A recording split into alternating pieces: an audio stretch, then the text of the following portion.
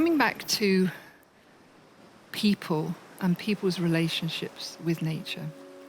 So many indigenous peoples have a kind of intensity of interaction with nature. So it goes far beyond just simply being and walking around in nature. It's much deeper than that, as I'm sure you all realize. So for example, the Inuit hunter who's there, he has just shot a seal. He's got out of his boat, but before he does anything, he says a prayer over the seal. In other words, thanking that he's got this animal and he'll be able to feed his family, be able to feed the dogs and so forth.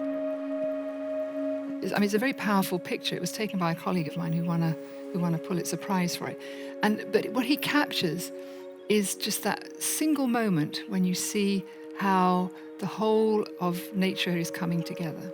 He's actually on an ice floe, which is part of the melting of the Greenland ice floes that are coming down off the ice cap. So that's a very sorry story in its own right. A seal that has, in a way, just about survived, but has now become part of the food and the resource for the family.